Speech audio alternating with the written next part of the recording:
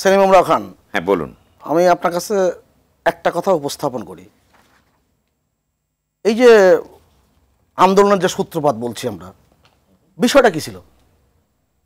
আসলে কি বিষয় ছিল? কারণ কোটা তো ছিল না। 2018 সালের যে পরিপত্র, যেটা মাননীয় প্রধানমন্ত্রী তার নির্বাহী আদেশে পরিপত্র জারি করেছিল জনপ্রশাসন মন্ত্রণালয় থেকে, এরপরে তো কোটা ছিল না। এবং উচ্চ আদালতের, যেটাকে হাইকোর্ট ডিভিশন বলি আমি, সেখানে থেকে একটা রায় এসেছিল। সেই রায়টা কাদের বিরুদ্ধে ছিল? এই পরিপত্রের বিরুদ্ধে ছিল। সরকার এখানে কি বাদী না বিবাদী?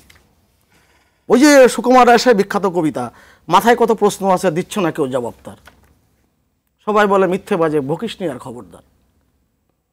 আমার কাছে বিষয়টা অদ্ভুত লাগলো। সরকারের বিরুদ্ধে যে রায় হলো, পরিপত্রের বিরুদ্ধে রায় মানে সরকারের বিরুদ্ধে রায়, সেই তাৎক্ষণিকভাবে সরকার কিন্তু সেটাকে আপিল করলো এবং স্থগিত করে দিল, এবং সেটা স্থগিত হয়ে গেল। আমাদের এখানে অনেকগুলো কথা আসে যে তদন্ত, তার আগে একটু বলি, অনেক কথা ছড়ানো হয়েছে, গুজবে পুরো বাতাস ভারী হয়ে গেছে। সেই সত্য রচিবে তুমি ঘটে যা সব সত্য নয়। ঘটনা কি দাঁড়ালো?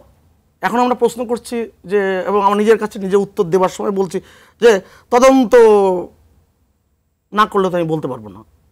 কোনো কোনো ঘটনা ঘটে বাংলাদেশে, কি 71 সালে মুক্তিযুদ্ধের সময় কারা আক্রমণ করেছিল, কারা হত্যাকাণ্ড করেছিল, কারা নানা নির্যাতন করেছিল, এটা কি ওই সময়কার কোনো সাধারণ মানুষ কিংবা বাংলাদেশের কোনো মানুষকে বলেছে তদন্ত করতে হবে? 25শে মার্চ রাত্রে কারা আক্রমণ করেছিল 1971 সালে, ঝাঁপিয়ে পড়েছিল, তদন্ত করতে হবে, ওই সময় কেউ বলেছিল? এখন আমরা বলছি, কেননা এই এখন বিচার ব্যবস্থাপনা এগুলো যখন বিস্তৃত হয়েছে তখন এই বলাটার সুযোগ এসেছে। কিন্তু আমি কোন সময় বলবো, কেন বলবো? বলা হয়েছে এক সময় যে দাবির প্রসঙ্গ এসেছে, আমি খুব সংক্ষেপে করছি, যে নির্বাহী আদেশ দিতে হবে। তার আগে বলা হলো আগে তো রায় বাতিল হয়েছে, রায় পরিবর্তন হয়েছে, এবং জ্ঞানী গুণীজন বিশিষ্টের জন্য বলেছেন। আপনি কাদের মোল্লার যে রায়, সেই রায় বাতিল হয়নি, পরিবর্তন হয়নি, আইন পরিবর্তন হয়েছিল। কেননা সরকারের আপিল করার যে আইনি সুযোগ সেটা ছিল না, যে কারণে আইন পরিবর্তন হয়েছিল। আমি শেষ করছি ওই জায়গায়, যারা যারা বাংলাদেশকে ধ্বংস করবার সমস্ত চক্রান্ত করেছে, এটা সাধারণ ব্যাপার না। 10,000 20,000 মানুষ, ছাত্ররা যে কিংবা জনগণ যে এই মেট্রো রেল এইভাবে কিন্তু দাও দাও করে আগুন জ্বালাতে পারে না। সেইগুলো এখন কথা বলা দরকার। কোদালকে কোদাল বলা ভালো।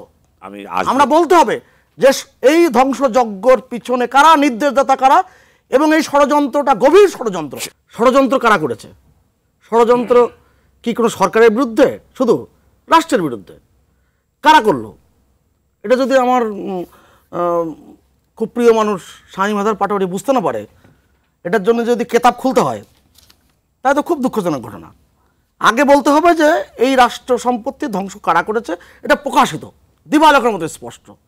নানান রকম উস্কানি দেওয়া হয়েছে, ছাত্রদেরকে ভুল বোঝানো হয়েছে, বলা হয়েছে যে নির্বাহী আদেশ ছাড়া তোমরা মানবা না, বলা হয়েছে রায় পরিবর্তন করা হয়েছে। আগে রায় পরিবর্তন হয়নি, যেটা বলতে গেছিলাম আমি, ওটা আইন পরিবর্তন করা হয়েছে। কি কারণে? রাষ্ট্রের পক্ষ থেকে আপিল করার সুযোগ ছিল না যুদ্ধাপরাধী আইনের ক্ষেত্রে, সেইটা পাশ করা হয়েছে। সব বিভ্রান্তিকর তথ্য দেওয়া হয়েছে, একটু একটু করে জড়ো করে একটা উত্তেজনার পরিবেশ তৈরি করা হয়েছে। এখন আপনি আন্দোলন নিয়ে নানান কথা বলতে পারবেন।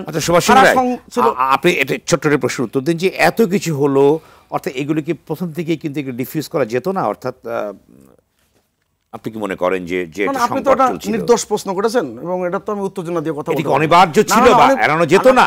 আমি এড়ানো তো অবশ্যই যেত, কেন গেল না? এই প্রশ্নটাই করেন, কেন করো না? শামীম হায়দার পাটোয়ারি করেন, সবাই করেন, কেন করা গেল না?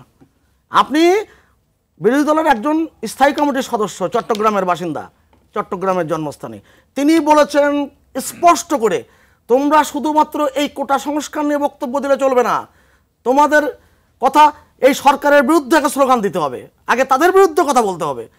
অতএব সেইটাই আপনি কিন্তু ফোকাস করেন। এটা আগতরা করেছে, লাস্ট চেয়েছে ক্যাম্পাসে, ঠিক আছে না? অডিও সব ফাঁস হয়েছে না?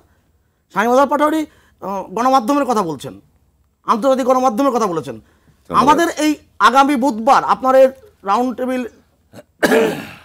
টক শোতে আলোচনা হয়, আয়োজন হয়, আগামী বুধবারের আগে দেখবেন এই 7 দিনের মধ্যে অনেক কিছু প্রকাশিত হবে।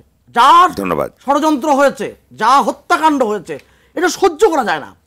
আপনি ছাত্রলীগের 15 জন ছেলেকে উপর থেকে ফেলে দেবেন 6 তলার থেকে 5 তলার থেকে, আর সেটা বলবেন যে শুধুমাত্র হত্যাকাণ্ডের সাথে এরা জড়িত না, স্পষ্ট জড়িত। পুলিশকে হত্যা কিভাবে করা হয়েছে, ধন্যবাদ। আবার সাধারণ মানুষের, আপনি এই যে আবু সাইদকে যেভাবে হত্যা করা হয়েছে, যেভাবে পুলিশ এর বিরুদ্ধে অভিযোগ এসেছে, আমরা অবশ্যই নিন্দা করব। এটা যখন নিন্দা করব, এটাকে বিচার দাবি করব, তখন সমস্ত রাষ্ট্র সম্পদ ধ্বংস, অন্যান্য হত্যাকাণ্ড প্রত্যেকের বিচার আমাদের করতে হবে।